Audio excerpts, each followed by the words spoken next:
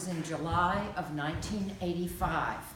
I came to Randolph with my then boyfriend of a few months, now my husband, David Wenk, to meet his parents, Martha and Howard Wenk, and his family at their cottage on Randolph Hill Road. It was Howard's 75th birthday. There was to be a dinner in his honor. No one mentioned anything about hiking. But of course, at dinner on Saturday night, a family hike was announced for the next morning. Mount Jefferson, a good hike for a newcomer. Now, I grew up in Virginia where we also hike on long forested trails, soft underfoot with pine needles. We walk through the woods for hours, perhaps with a scenic view, perhaps not, but seldom a summit, and no rocks. So I had actually become prepared for such a hike. I brought what I considered to be appropriate attire that I hoped would impress my future in-laws. I was trying to be wholesome, right, and to appear to be ready for this hike. So I had new white tennis shoes, white shorts, a pink shirt, and a green pullover sweater. I'm from Virginia. This was my idea of dress to impress. And there actually is a picture of me in this outfit. So armed, I was ready to tackle whatever the Wenks threw at me. After all, Howard was 75, and we had a 3-year-old with us on the trip. How hard could this hike be?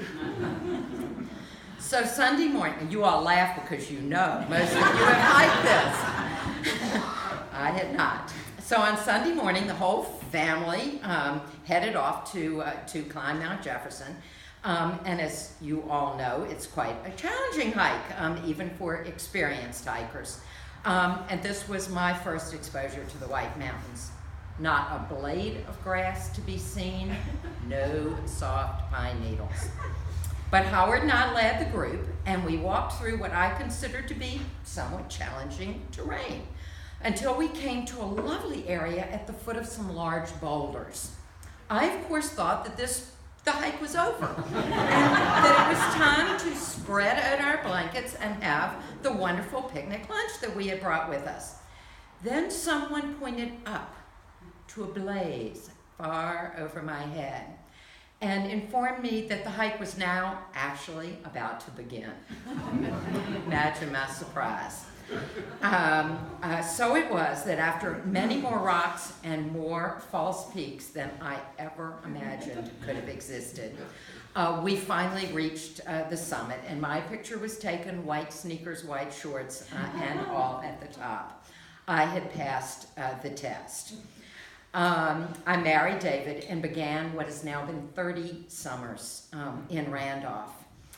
I've now hiked Jefferson many times. I have proper hiking shorts that are not white, that can survive skittering down these rocks on my bottom, which I've done on more than one occasion. And I've worn out several sets of hiking boots, which I now own for this rocky terrain.